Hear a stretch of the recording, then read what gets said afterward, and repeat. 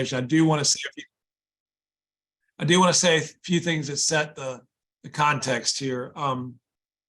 As Earl said, my group in marine extension and my specialty is fisheries economics. And we've done a lot of cost earning studies over the years for things like inshore shrimp, marine finfish, crawfish, catfish. We've done it for the charter boat sector. The one area we haven't really gotten a good grasp on was the oyster industry. And that was true for many years, even though we've been doing a lot of work with the Marine Lab and our hatchery.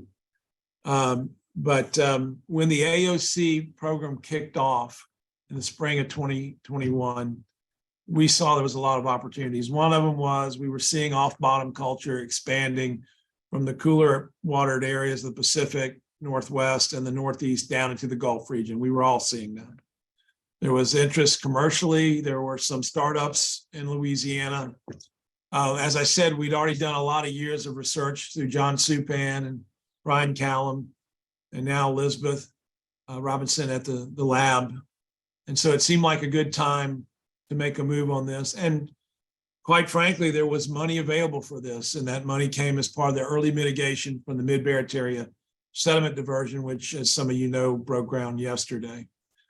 But honestly, there was also some things we recognized as a few constraints. And one of the biggest one was it was very atypical and not usual at all for marine extension to be administering grants. We've never done that for producers to subsidize or underwrite production. So that was new and challenging. We did not know, as I said earlier, about the feasibility of this method in Louisiana. It was largely unknown. And there was some concerns that Louisiana might be a unique case because we have this long history of production. But that was 2 years ago. So the question you might be asking is, why are we just now getting to this? The intent was to conduct some of this analysis not long after the AOC program launched.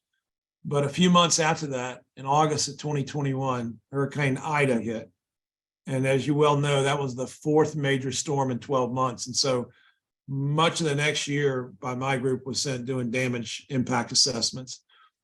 As soon as we could, we reached out to Louisiana Sea Grant, proposed bringing in somebody who you'll meet in a minute, Dr. Dan Petrolia, who I've worked with many times over the years, who's done quite a bit of work on oysters in terms of marketing, production, and ecosystem services. He's an interesting guy. He graduated from LSU twice and went on to Minnesota. He works at Mississippi State, but he lives in Louisiana in Covington. He hit the ground running on this visiting professor position. It's called the Laborde Chair. In January of this year, the last 8 months, he spent a lot of time with me, Earl, the AOC team, trying to provide the most realistic assessment on the opportunities and constraints for AOC in the state. There's going to be time at the end for questions and discussions, but what we've learned after Dan doing this presentation internally a couple times is that the best thing is to let him get completely through it and then open the floor up. So if you have something that you really want to say or type in the chat box question-wise, do that or write it down and raise your hand afterwards, and I'm sure Dan will get to you in order. With that said, thank you very much for your participation on this late on a Friday, and I'll turn it over to Dan Petrolia. Thanks, Rex, and thank you, Earl, and thank you all, everybody, for being here on a Friday night. I'm going to try to share my screen here, and then somebody let me know if let me know that you're seeing the slides and that you can hear me all right.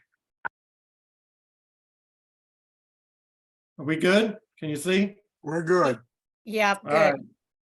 Yeah, I mean, if there's a burning clarification question that you have, please stop me. But otherwise, as Rex mentioned, just try to let me get through them, and then I'll be more than happy to answer as many questions as I can. So the first thing I want to do is kind of set the stage. As Rex mentioned, I was brought in to help Louisiana Sea Grant work on some economic analysis and some outreach for AOC. So as part of my analysis, I've considered multiple scales of operation, from as small as 40,000 oysters planted on a half acre to over 1 million acres on 1 million oysters on 4 acres. The analysis I'm going to show you focuses on the first 5 years of operation. So what that means, I'm going to account for certain things. For example, I'm account for farm startup. I'll talk more in a minute about what that means. I build in some periodic adverse environmental conditions, which I think are realistic given where we are. The full analysis that will be in the report will show variations in stocking rates, sale methods, price received by the grower, and things of that nature. And then I'll also show you the results and how they're impacted by AOC grants. As part of this research, I've developed an Excel tool to help, individuals can do one-on-one sort of look and see, working with LSU's Marine Extension. If I have time at the end of this, I'll be more than happy to show a brief demonstration of that tool.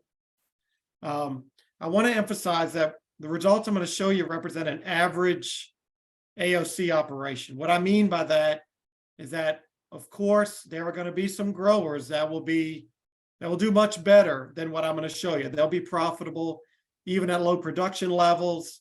For whatever reason, they'll be able to keep their costs down and capitalize on certain favorable market conditions. On the other hand, others will fare worse. They'll have higher costs, worst outcomes, and so on. So I just want to emphasize that this is for an average operation. I'm not able to show results for every possibility, but so just keep that in mind. So the first thing I'm going to jump into is before we get into what I've found, I'd like us to look at what can we learn from other states that are doing AOC. The thing to know is that the picture really is incomplete. Every state is different in terms of how they report things, how they measure things. And some states don't report anything at all. So what I'm going to do is show you some highlights from some of the states that do provide data and give us some particular insights. So the first thing I'm going to show you is just an aggregate summary of, you can call it AOC, you can call it oyster aquaculture. Every state is different. So I'm calling this farmed oyster production, at least on this graph. And what you can see is that of the states in the Gulf and the Southeast region, Virginia's been at this the longest. They have the longest record, and they're producing the most farmed oysters of all the states. You can see it was several years later before other states got into the game, and they're all kind of clumped in a pack there, as you can see at the bottom right of that graph. The states I'm going to talk about in particular in more detail are going to be Virginia, Maryland, and Alabama, who provide some additional data. Dan, Yeah. I against my suggestion, we let you get to the end. I just want to say there seems to be some writing going on the screen. Yeah, I think somebody. I don't know what happened. Maybe it's a Zoom thing. I don't know. So anyway, if we can't get it off, maybe just, ignore it, everyone. But Yeah, I noticed that too, and I have no idea where that came from. I've never seen that before, but maybe it's just, Rex, yeah. Rex, this is Evelyn. There we go. There I is got a rid of it. picture of. Okay. Okay. All right. Sorry. Thank you. I'm sorry. Keep going, Dan. All right. All right, let's get back on track here if we can. Thanks, Rex. Yeah. All right. Well, let me get my. All right, here we go. All right, so I mentioned I want to talk to you a little bit about in detail some of the states. So the first one is Virginia. So Virginia, as I said, provides us the longest record of farmed oyster production, and they've reported both oysters planted and oysters sold. And you can see that same thing. It might be somebody's phone that's just having some. Let's just ignore that. So they report both oysters planted and oysters sold, and you can see they've gone from about 8 million oysters planted in 2004 to over 100 million oysters in 2018. The statistic I want to point out from the data from Virginia is in this third column that I've calculated. And what this is the ratio of the oysters sold to planted. And what we're seeing is that, yes, they're planting a lot of oysters in Virginia. But what's interesting is that over the last 8 years, less than half of the oysters planted actually made it to market. So it's just something to keep in mind, that the oysters that are being planted are not necessarily the same ones that are going to make it to the market. And it can be as high as 50%. Again, there's a variety of reasons why that can be the case, but that's what we're seeing. Some more data from Virginia, and this is price data. And the thing that I want to point out here is that the bars on that graph, so we're seeing each year and then the reported prices from growers. And so you can see there's a wide range of prices from as high as $1.20 in 2018 to as low as about a quarter a piece. And so there's a wide range, and indeed some growers are getting more than $1 a piece. But what's consistent across all the years is that the average price has remained below 45 cents a piece. And that's the black bars going across there. So a wide range of prices being observed, but the average has consistently been below 45 cents, at least in Virginia. We'll turn next to Maryland. And I'm going to try to get rid of this garbage again. There we go. In Maryland, we have data for 5 years, running from 2017 to 2021. They report just oysters harvested, but then they also give us some information on the markets that these oysters are being sold to. So some of the oysters are going to the true half-shell market or the branded half-shell market, while others are going to the sack oyster market. And a couple of things I want to point out here. The first is that the average price to the grower in the half-shell market is consistent with what we've seen in Virginia, and it's between 40 and 50 cents a piece. The more interesting statistic that I'm finding from Maryland is that these water column oysters, or the off-bottom or the AOC oysters that they're growing, a large share are not being sold to the half-shell market. They're being sold to the sack oyster market. And in fact, it's between 40 and 47% of those oysters are going to that sack oyster market at a price of 18 cents a piece. So I just want to point out again, not all the oysters that are planted are being sold. Not all the oysters being harvested are going to the high value half shell market. And the prices they're getting, at least from these two states that have been at this a little bit longer, is somewhere around 50 cents a piece. The third state I'll turn to is Alabama, which of the Gulf states is the one that has probably the most similarities. It's the closest to us. And we've got 4 years of data that we can look at from Alabama. Alabama is useful because they give us not only production data, but they give us data on the number of farms, the acreage, along with production and price data. So the first thing I want to point out that is over this period of 4 years, Alabama has seen the number of farms decline from 22 in 2018 down to 10 in 2022. At the same time, the number of acres has gone up from 37 acres to 45 acres in production. So we've got the number of farms going down and acreage going up. What that means is that the average farm size has increased from about 2 acres in 2018 to over 4 acres in 2022. And back to the price, we're seeing consistently the same prices in Alabama, a fairly wide range, not quite as wide as what we saw in Virginia, but between 30 and 70 cents in 2018 and between 50 and 70 cents in 2019. But the average price is between 46 cents and 59 cents a piece. Alabama did not report price data for the more recent years. All right, so that's what we've seen from some of the other states. What I'd like to do now is to jump into the farm analysis that I did. So the first thing I want to do is lay out some of the major assumptions that I made for the analysis. Remember, again, I'm doing what I think is a representative average AOC farm. So I'm assuming that the farm that I'm analyzing is located in one of the AOC parks. I'm using the lease rate from the median of the rates from the current AOC parks in Louisiana. So that's $1,000 an acre per year. I'm assuming that the park takes care of the major surveying, siting, and marking. They're providing a work area, access to a tumbler.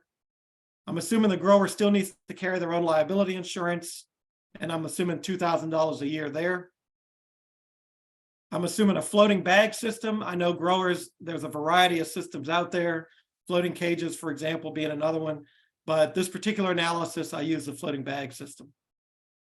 For the purposes of calculating fuel costs, time on the farm, and all of that, I'm assuming the grower lives in Thibodaux, commutes 3 days a week down to Grand Isle, and that they're selling their oysters direct to NOLA restaurants once a week.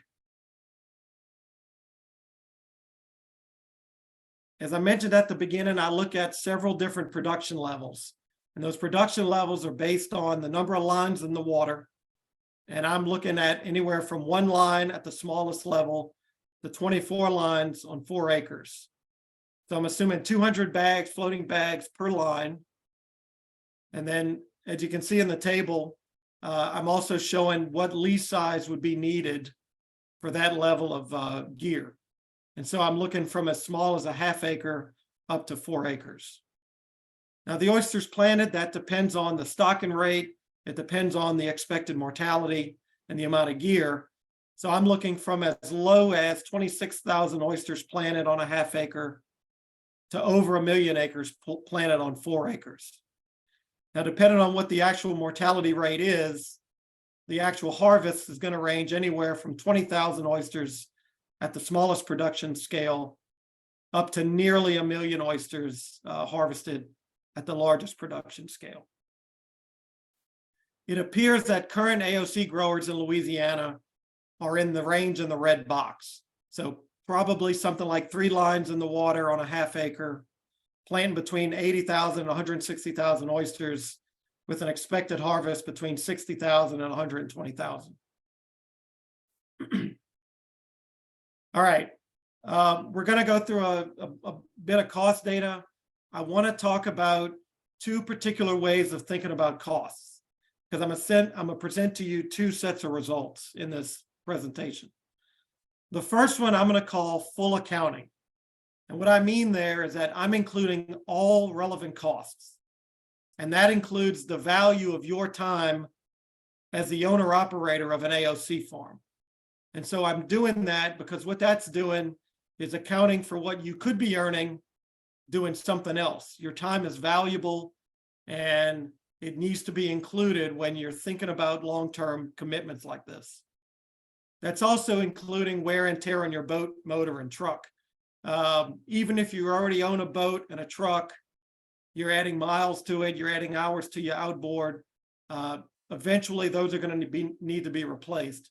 So for full accounting, I'm including the value of your time and then the wear and tear on your vessel and on your truck. To the extent that you're making decisions based on my results, I recommend the full accounting results for decision making. Now, I was asked to provide some alternative results, which I'm calling partial accounting. Now, in this case, I'm ignoring those opportunity costs that I just mentioned. So in other words, I'm leaving out the value of your time, and I'm leaving out the wear and tear on your boat, your motor, your truck, and so on. Because I'm leaving out some important cost categories, the results under partial accounting will appear much more favorable. I do not recommend them for decision making. So let's talk about the initial investment costs going into the model I've got here. So as I mentioned before, I'm assuming floating gear, that I'm estimating the cost a little over $6,000 per line. I'm assuming you can put 3 lines on a ½ acre, again, 200 bags a line. So this is including, in addition to the grow out bags, the anchors, the anchor line, the buoys, and zip ties, and whatever other gear you would need immediately on the site. Because we're assuming direct delivery, that means you need some mobile refrigeration, which I'm assuming it costs about $3,600 in a do-it-yourself scheme. HACCP training is going to be needed. A power washer is going to be needed, and along with some harvest baskets. Now, in the full cost or the full accounting, I'm also including the cost of a used truck and a used boat. And those costs are left out of the partial accounting. I'm including 5% contingency costs for things that we haven't thought of yet. And all of the stuff that you're seeing on the screen right now, with the exception of the truck and the boat, I'm assuming you're paying sales taxes on that and shipping is no small matter on this gear. I'm assuming 15% on shipping. All of the above, I'm assuming is financed at a small business administration rate of 11.75 and or covered by AOC grant funds, which you'll see in a minute. That was the initial investment cost. So now I want to talk about the annual operating costs. Whoop, I've got some timing issues here. So depreciation and interest on capital. Again, from partial accounting perspective, I'm leaving out the depreciation on the boat and the truck. For the gear, I'm assuming it lasts 4 years. That's based on everything that I've read about the floating gear in this kind of environment. For the refrigeration and the other equipment, I'm assuming 5 years. For labor, I'm assuming the owner's time is valued at $20 an hour. And as I mentioned before, that particular cost is left out of the partial accounting. For hired labor, so any other labor that's needed on the farm, I'm assuming it's $12.50 an hour wage. Other costs that are going into this is fuel, which I'm assuming the boat motor is, the running hours are at 10% of labor hours, in addition to the owner commute and delivery mileage on the truck. On seed, I'm assuming R6. I know some growers start with smaller seed, R2 or R4. It can be cheaper. It requires a little more gear with smaller mesh bags to transition as the oysters grow.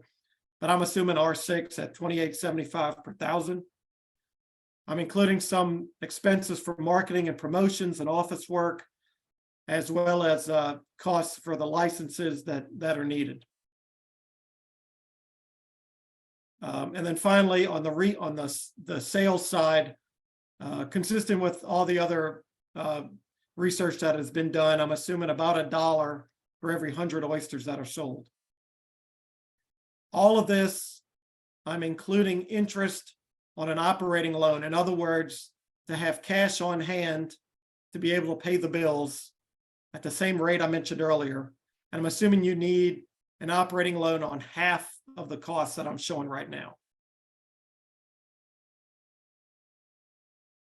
Labor is by far the largest cost category in what I'm looking at. And so I want to give you an idea of the assumptions I'm making on labor. So what I've done is break down the labor needs into workday equivalents. So what I'm showing you on the bottom here are the different production scales. Again, running from as small as 40,000 oysters to as many as 960,000 oysters planted per year. On the top axis, I'm showing the average work days needed per week. So for example, at the smallest production level, the information I'm using on labor needs is pegging it at a little over 2 days a week are needed for that scale of production. To think about it another way, it works out to about 1 person part-time. As production is scaled up, then we're looking at for 120,000 oysters, 1 full-time or 2 part-time individuals working on the farm per week. As we go up, you're going to need 1 full-time person plus 1 part-time, 2 full-time plus 1 part-time, 3, and so on, up to the largest production scale that I'm looking at. So at the lower levels, it is certainly something that can be done part-time, but as you scale up, it becomes a full-time enterprise. This figure, which you're seeing now, is just to emphasize the importance of labor costs. So on the left side, you're seeing the cost breakdown for the smallest production level with 1 line of bags in the water. And on the right side, at the other extreme, you're seeing the largest production scale. And what you notice is that in either case, labor is about half of total operating costs. Fuel and maintenance makes up another large category along with depreciation. But again, by far, labor is the largest cost category.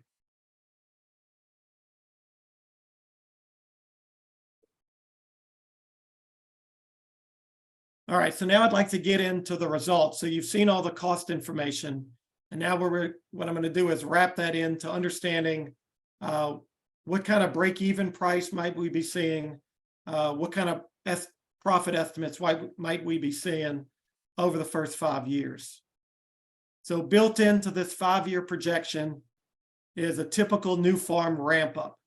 And so what that means is during year 1, time is predominantly spent setting up the farm. There's limited production. And so specifically what that means for the analysis is that I'm assuming that in year 1, seed is stocked at a quarter of what the farm's target rate is that they're gearing up to be. In year 2, they're producing more, but they're still learning the ropes. So specifically, I'm assuming that they're stocking seed at 75% of their target rate. And then finally, in years 3 through 5, they're finally at full capacity. And so they're stocking fully at what their goal was. In addition to those ramp up assumptions, some other key baseline assumptions going into the projections. I'm assuming 150 oysters per bag. That's market size. This is pretty standard. I know some growers can get more than that. Other growers will get less than that. Again, depends on the farm experience and other things that go into that. I'm assuming that the farm is expecting 25% mortality.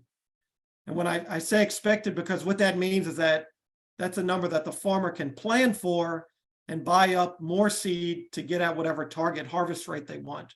That's not necessarily the actual mortality, which is not able to be planned for. I'm building in what I'm calling a moderate loss. And so over the 5 years, I'm assuming that in a single year, the farm will experience 75% mortality.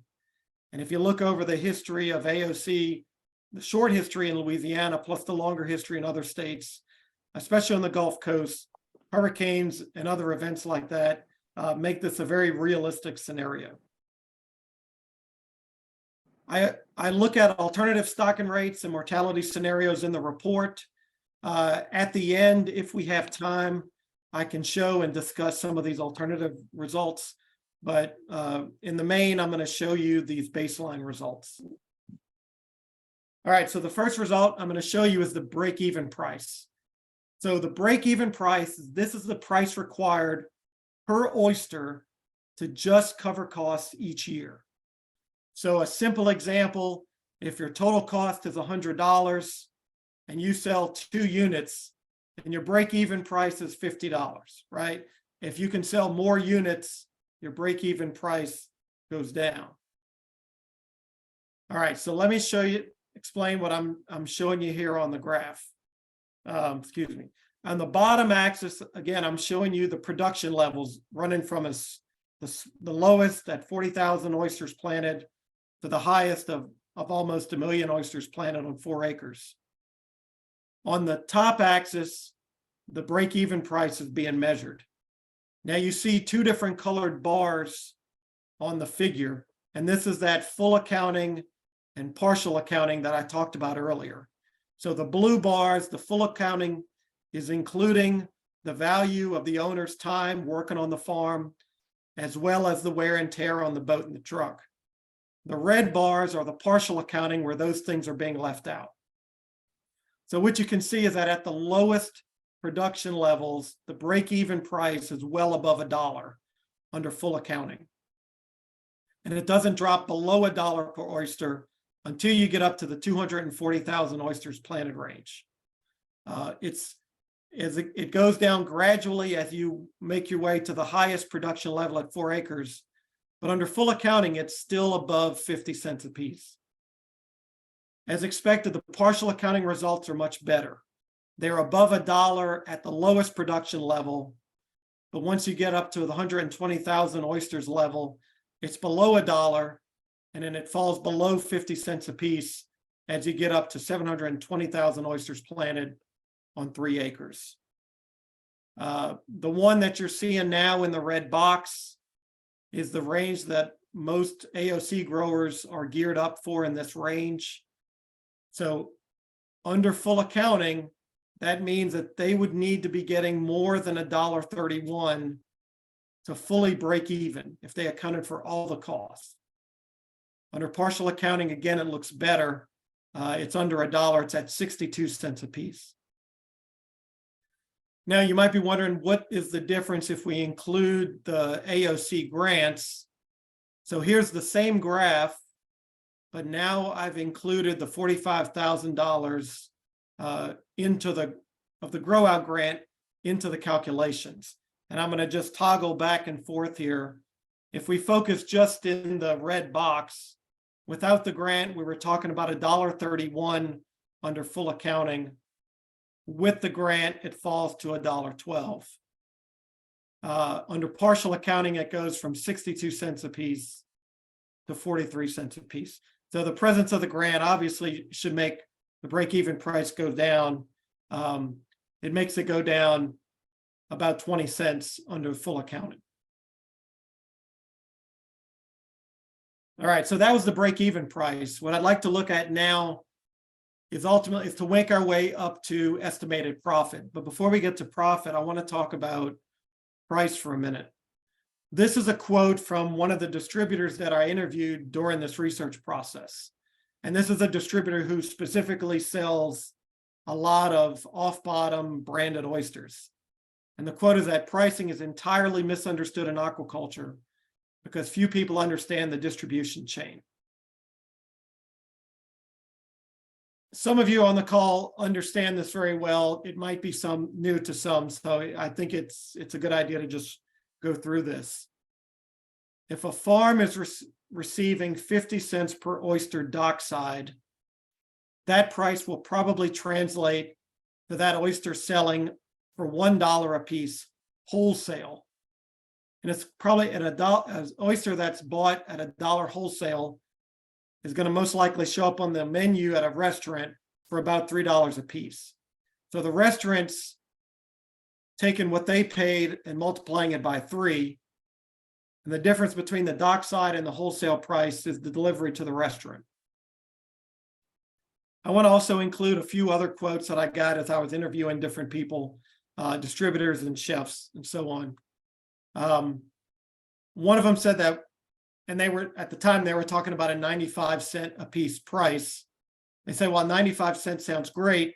Most people aren't thinking about how many customers they can actually accommodate due to logistical issues. So what I was sensing from the people that I interviewed was that price is by far one of the most important elements, but even at good prices, there are lots of other factors that need to be accounted for other than just the price. And they made a big deal about logistics and keeping up relationships with restaurants and delivering a consistent product week in and week out. Another quote was that farmers can expect a distributor to pay between 55 cents and 75 cents an oyster, depending on the oyster. And they said the other thing to keep in mind is that sometimes the grower still has to travel somewhat to get to wherever the distributor can meet them. And that's going to affect the cost that they receive. Affect the price they receive. Another quote, 95 cents or $1 per oyster is at the restaurant level. A distributor is not going to pay that since they have to pay transportation costs. And then finally, from one of the chefs I interviewed, they said we've had some direct relationships in the past where we've paid 75 to 85 cents. And of course, that required the farmer to bring the oysters to the restaurant. So taking these quotes into consideration and then quickly reminding ourselves about what we saw at the beginning of the talk from the other states, then the other states, there is indeed a mix of sales to the distributor and some direct sales. Some of that includes online sales, farmers markets, special events like that. But most of the sales in other states is going through a distributor where they have access to more markets and they're getting something like 50 cents a piece. And as I mentioned, there's a consistent share, not even getting that. They're going to the sack oyster market for less than a quarter a piece. Louisiana's case is unique. Right now, most of the activity is on or near Grand Isle. There's no, or I should say maybe limited distributor access, accepting AOC oysters dockside. So what that means is that a lot of growers are driving to New Orleans, some are driving to Baton Rouge and elsewhere to deliver and sell their oysters directly. The upside is that they can get a higher price, between 75 cents or $1. Some might even be getting more than $1 a piece. The downside is that they're limited to the local markets. They need to have their own refrigeration and all the training and the proper handling of seafood to move it. And that's more time and effort spent on logistics and maintaining good relationships with buyers. All right, so taking all of that into consideration, for this analysis, I'm assuming a 75-cent a piece average branded oyster price received by the grower. And based on what we've seen in several of the states, and I'll add that I've had anecdotal evidence from Alabama that some of their oysters are also going to the shuck market. I'm assuming that 10% goes to the sack oyster market at a quarter a piece. Now, I want to emphasize that at low production levels, when there's only a few growers, it certainly is easier to get $1 a piece. But as the scale increases and as the number of farms increases, and you have to find more buyers, it's going to be harder to find buyers willing to pay $1. And so that average price is going to decline. And that's why I'm using 75 cents an oyster. I do consider alternative price scenarios in the report. And as I mentioned earlier, if time permits, we can discuss those at the end. All right, so this figure is showing you the estimated average annual profit over those first 5 years. And it's the same setup. We're measuring the production scales along the bottom axis. Along the top axis, we're measuring profit in thousands of dollars. The blue bars are still the full accounting and the red bars are the partial accounting. So what you're seeing in front of you right now is that under full accounting, the estimated average profit is negative up to the 2-acre production scale. And it doesn't become positive until the 3-acre production scale. Under partial accounting, where we're leaving out the value of the owner-operator's time and the wear and tear on the boat and the truck, things do look better. Although it is still negative at the smallest production scale, it becomes positive at the second lowest production scale and gets increasingly more positive. Again, this is where current AOC growers are geared up in the range that you're seeing right now in the red box. So let me just slow down here and emphasize what you're seeing. Under full accounting, if we're fully taking account of not only the explicit cash outlays, but also the amount of time and effort being invested on the farm, I'm estimating negative profits at these lower production scales. Now, I also want to emphasize that even if we're looking at it from the partial accounting lens, which are the red bars, and inside that red box, you're seeing a positive 5. That means that the net income to that farm on average is $5,000 a year. And so that's what the farmer would be taking home for their own household expenses. So these are, I think, some sobering numbers. As you can see, they get better as scale increases, but at these lower production scales, things are pretty tight. If we include the AOC grant funds, things do look a little bit better, but you still see negative profits under full accounting at these low production levels, while they're going up a little bit more under partial accounting.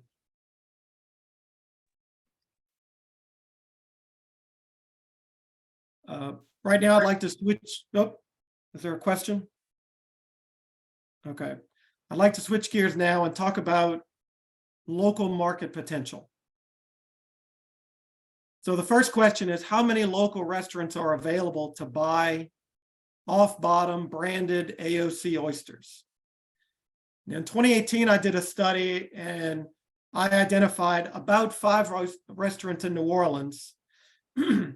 And since then, that number has increased to what I think is about between 10 and 15 restaurants in New Orleans, plus some additional ones in the area, Baton Rouge, Lafayette, and Biloxi, and so on. So if we've got between 10 and 15 restaurants currently buying these oysters, the next question is, how many oysters are they buying? So I have some estimates based on sales data from a handful of restaurants in the Southeast region. And these restaurants are selling anywhere from 4,000 to 17,000 oysters a month. Let me emphasize, this is not a place like Drago's. This is places selling specific branded AOC oysters. Now, in the results I'm about to show you, I'm assuming that not all of the oysters they buy are from Louisiana, because the big selling point on these restaurants that sell these kinds of oysters is variety. They like to have multiple oysters on the menu at one time. For example, here's the menu from Peche in New Orleans. Recently, they had 4 oysters on the menu. One was a wild Louisiana oyster. One was a branded Louisiana oyster. And the other 2 were from other Gulf states.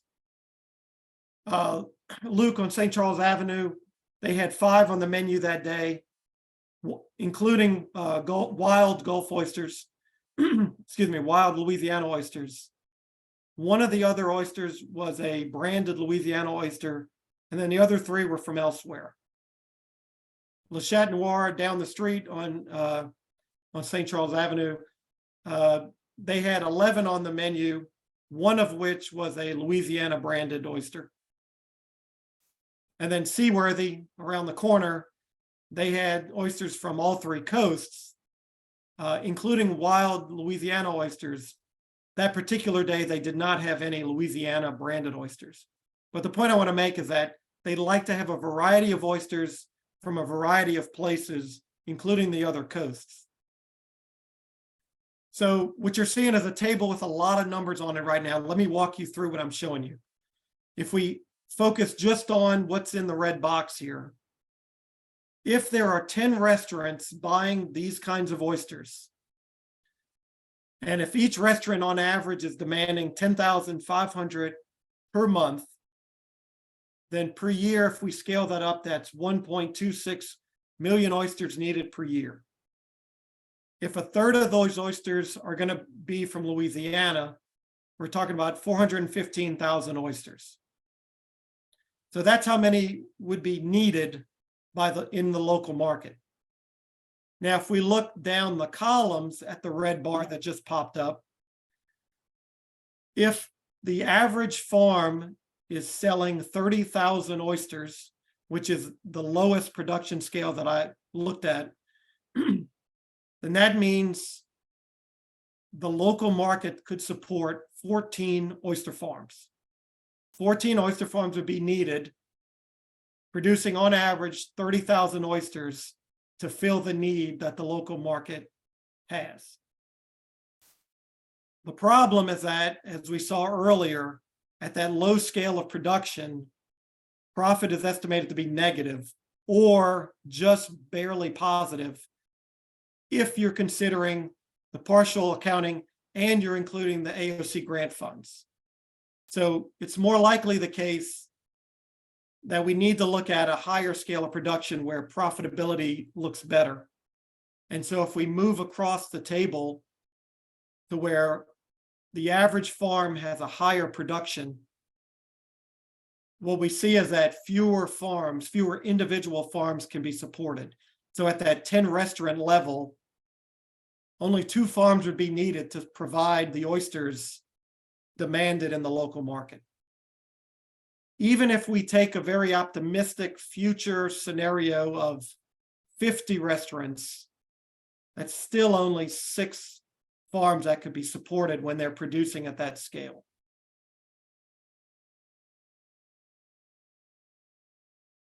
So some key takeaways as I wrap this thing up. From other states, we saw that the average farm size in most states is bigger than 2 acres. And what we saw, particularly in Alabama, is that the scale seems to be increasing. The price to growers was consistently around 50 cents a piece. And we also saw consistently that a share of the crop was going to the lower value markets at under a quarter a piece. From the farm analysis, from the break-even analysis, what we saw was that you need to get more than $1 an oyster to cover costs at the small scale production levels. So a half acre, for example. If we ignore the owner's time and the boat and truck wear and tear, that break-even price is below $1. But we have to ignore some of the major cost factors that go into that. The break-even is closer to 50 cents at the larger scale of production, 3 or 4 acres. And the AOC grant funds do help to push that break-even price down a bit. In terms of estimated profit, I estimate negative average annual profit at small scale production levels. Again, it appears positive if we don't take into consideration the opportunity costs of time and wear and tear. And the grants do push profitability up slightly. At larger scales of production, I do find estimated profit to be positive, but I want to emphasize that even at those levels, they're susceptible to adverse economic conditions. From the local market analysis, it looks like the local markets are unlikely to support more than a handful of farms. At low production levels, many small farms could be supported, but estimated profits for those small farms are expected to be negative. At the higher production levels, where we found profits estimated to be positive, and we're looking at something like 6 larger farms could be supported. More markets could be accessed if the growers can connect with distributors. The downside to that is the distributors are going to require a lower price, something more like 50 cents an oyster. And so there's a trade-off. And I'm going to end on some key challenges. So the analysis I just did assumes that the gear and the seed is available on demand at the quantity demanded. In reality, there's a Gulf-wide seed supply issue. In the short run, at least, it doesn't appear that in-state sources can be enough, and out-of-state sources, while available, they tend to prioritize their own growers first. And triploid seed are not always available. On the market side, there is always price and for buyers. There's currently limited access to a distributor. And on the environmental side, there's always the risk of hurricanes. In 2021, all of the AOC growers were taken out by Ida. The water quality is always an issue. At least one grower had their waters closed after establishing the farm. And then the big one is the river diversions. Mid-Barataria had its grand opening, or their golden shovel moment this week. Anybody trying to grow oysters in and around Barataria is going to face that challenge. So I'll stop there and I'll take questions and comments. And if we have time, we can get into some other things. So thank you. I want to interject if my mic is working, and say, Dan, at the very end, you were kind of cutting in and out your voice. It may be on your end, or it may be Wood. I don't know if you care to chime in something that's happening on your Zoom channel, but assuming that it is on your end, it may be, and I'll defer to Wood here, maybe better for you to hang up and log back on, because sometimes I've seen that work. It's not happening now. You could do a voice test, but toward the end, maybe I'm the only one who noticed it, but there was some cutting in and out. We did see the last slide, and I think we all got the points, but I'm hearing Rex come in. Yeah. But there was there was what seemed to be a hiccup on Dan's end. But you're hearing me fine though, right? Yeah, I can hear you fine now. I mean, I'm looking at the clock and for the sake of time, I don't. Okay, don't unless it delay any becomes further. totally unintelligible, we'll keep going, but. Yeah, if it gets worse, tomorrow, let me know, but if somebody wants me to review something I just went over, I'm happy to do that as well. No, it's not necessary, just for the Q&A. Okay.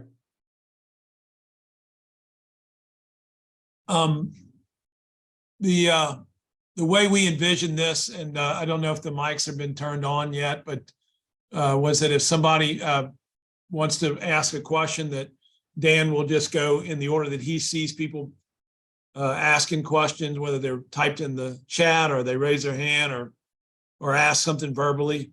But Wood, if you could turn the mics on, and we'll start from there. And then those of you individually who have your mic off, you'd have to turn it on if you wanted to, click on for your microphone to ask a question of Dan. Yeah, so I won't be able to turn everyone's mic on, but they should, if they're viewing it from the computer, be able to unmute. I forget what the code is for the phone to unmute. But if feel free to ask them now.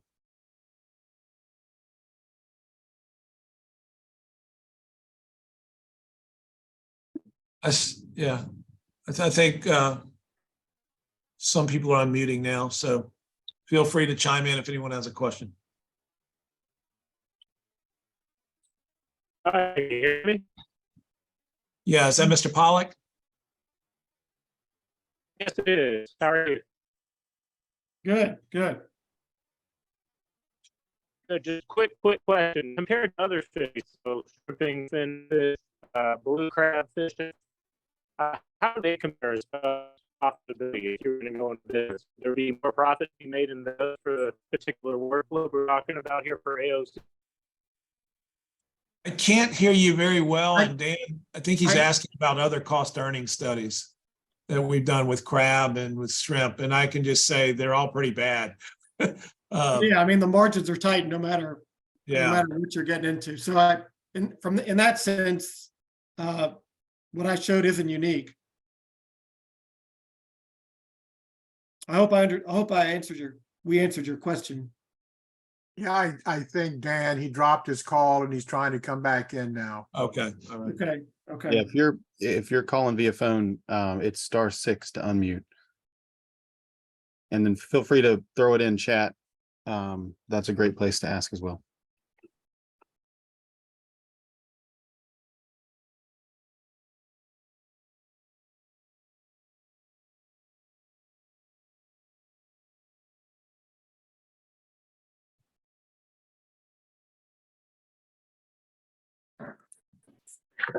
Hey, Dan, Hello. this is Kevin. Sodwell. I have a question on your Hey, Kevin.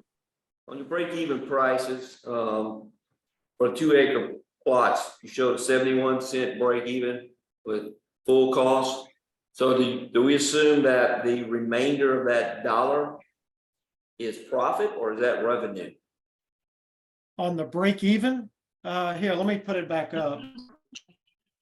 Yeah, the one that showed the break-even at 71 cents on 2-acre plot, a 2-acre lease.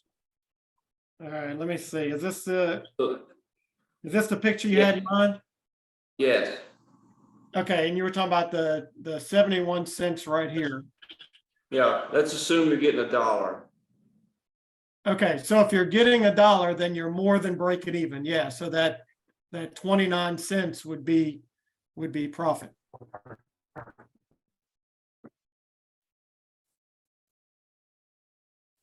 One thing that I'll just throw out there, Dan and I have had to kind of remind each other about, much less others who don't do this a lot, is break even doesn't say anything about what you're getting at the market. All it says is this is what you have to get in order to cover your cost. Yeah. Right. Yeah, so if you need to get 71 cents. If you're getting more than that, then you're moving in the right direction. Now that's for the 280,000. Oh, we gotta move so many of them. When you get up there. Yeah, I think there was a question in the chat that you might be able to see, Dan. Let's see. It's at the very bottom. Yeah, You let can me, read it. I'm gonna have to stop sharing so I can get back to the other Yeah. screen. How does traditional oystering compare? I mean, so we think we don't know much about AOC. We know even less about traditional oyster markets. The cost structure is certainly very different.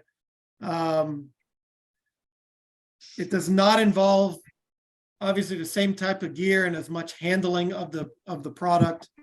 And you're certainly selling it in a much different market, but the margins are tight there as well.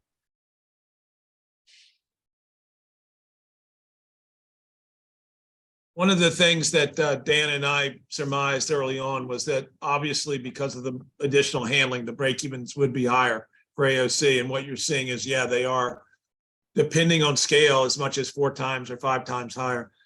Traditional oystering does not have the labor intensity that AOC has. It doesn't have the hatchery requirement, doesn't have the direct marketing logistics requirement.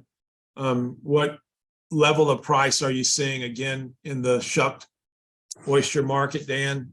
Nationwide, Gulf-wide, what are you seeing prices that they're receiving for oyster? On the shuck market, it's below a quarter. Yeah. Yeah.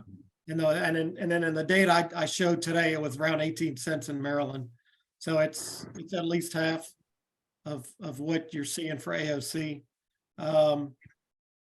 Let's see, Sarah asked, the limited local market seems to be a major hurdle.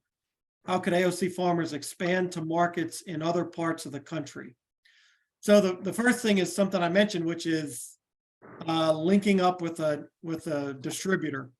But even if you do that, that doesn't guarantee that you're going to get to all the markets you want to get to. My understanding is that oysters are not dictating where those trucks are going. So if they can hitch a ride somewhere, then that's great.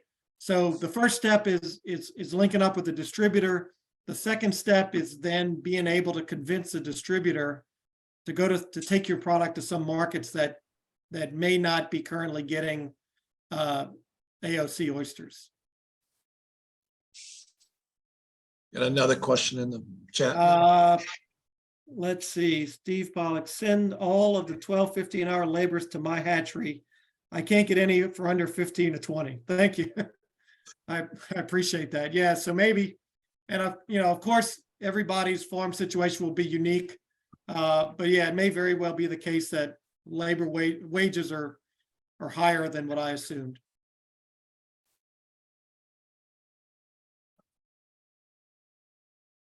While we're waiting for additional questions, have you, Dan, heard of any non-immigrant labor being used? Because I know in seafood processing, it's used quite a bit, crawfish harvesting. Yeah, I think it's an issue here, just like in other sectors. Yeah. Yeah. Yeah.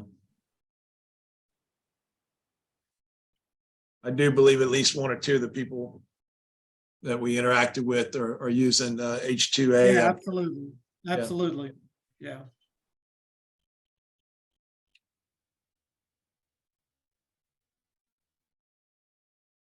This is a time for anyone with any questions at all to ask them of Dan, but one thing that he and I discussed was the trade-off between cutting into your Q&A time and showing you the decision tool. So if you'd like, Dan, you might could show that if there's no more questions for now. And that would be I think an opportunity to explain how people can look at their own specific assumptions in their own production. Yeah, I'm happy to do that if you want to stick around. And certainly you can jump in at this point and ask questions whenever you want. Right. Yeah, let me get the screen switched over. Let's see. All right, hopefully you're seeing an Excel spreadsheet with a big pie in the middle. Yeah. Yeah.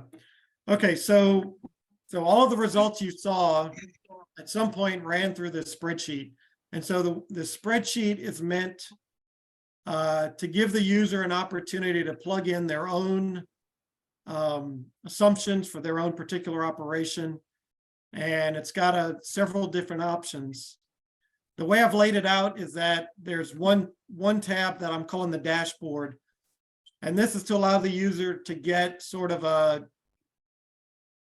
all one-stop shopping view of the major assumptions along with the major results. And so what you're seeing in front of you on the left side, the user can indicate certain things like, for example, whether they want to use floating bags or floating cages. And you'll notice some of the pictures change. So it changes automatically. And then you can indicate the number of lines of gear, and you'll see as you hover over them, it'll give you a default and then a suggested range. Like any tool like this, it's only as good as the information you give it. So if you give it some unrealistic inputs, you're likely to get some unrealistic outputs.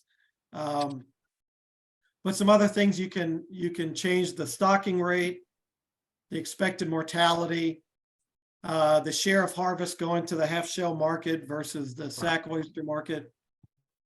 I've set it up so you can, instead of doing direct delivery, you could do dockside and it'll change. And then the prices, and then the scenarios, like for example, the results I showed you today were those moderate loss cases, but I've got a best case and I've got a severe loss case built in to let the user just look into some different scenarios. And then if you're fortunate enough to have one of the AOC grants, you can plug it in, and what it'll do is it'll run that $45,000 through the capital investment, and then whatever's left towards the eligible operating expenses, like for example, buying seed. So those are the major inputs. And then what it'll give you, as you see that table in the center at the top, it'll tell you the farm capital investment. That's excluding the boat, the motor, truck, trailer. So that's the gear and the refrigeration and other main farm equipment. Average cost, average revenue, and average profit. The pie chart gives you the breakdown in percentage terms of the different cost components. And then on the right-hand side, it allows you to compare the break-even price, the price that you need to get, to whatever prices you expect the market to be bearing at that particular moment. And then the bottom right figure is showing you the year-by-year estimated profit. So this, like I said, this main page is sort of for one-stop shopping. Some users will want to dig into the weeds even more. And if they do, there's a separate tab that's got capital cost assumptions. So any yellow box is a box that the user can change. So you can see here, I've got all the gear costs, the bags, refrigeration, everything, and other one-time costs, all the depreciation assumptions.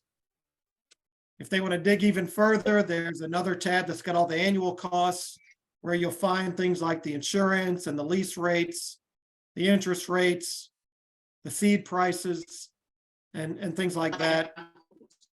And as you go on, it's just, you can go deeper and deeper into the amount of detail that you want to get into. But I imagine most people would start with this main dashboard tab and kind of get going and get a feel for it.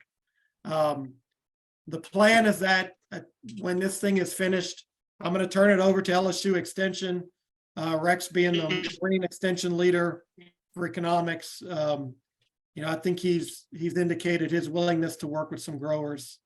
Yeah, I'll just interject and say, not just some growers, but Earl and I have talked about the need to commit to each individual grant recipient having a chance to sit down with us. We'll come to your place at a time that works for you in the coming weeks and months and go over your cost structure, your assumptions, your farm specific situation, and help you understand the opportunities and constraints. As I understand it, there are about 18 or 19 of you that have received production grants. And that's what this particular tool is for, as you've heard tonight, the production scenarios. We will work, I will work as I always do through our marine extension agents. I've reached out to Kevin Savoy, who's eager to do this with the people in Cameron who are gearing up. I reached out to Rusty Goday, who's also willing to work with me and the team with Grand Isle and do the same thing with any other areas as opportunity arises. So, Dan, thank you very much. I think Carol asked a question that you just answered, which is where will we find the dashboard, and it will be provided on a one-on-one basis. And then after that, we'll leave it with the people to play around with. So.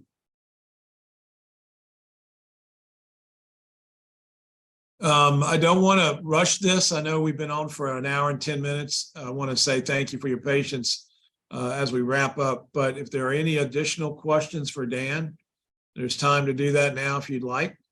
So the floor is open, so I'll stop and wait a little bit. Even if anybody internally from our own program wants to ask a question.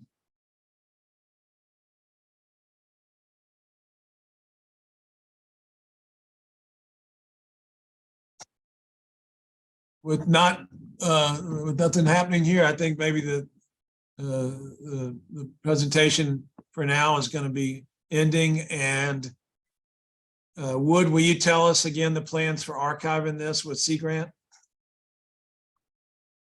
Yeah, so I'm gonna go ahead and end this, and it'll get forwarded over to Sea Grant here right after.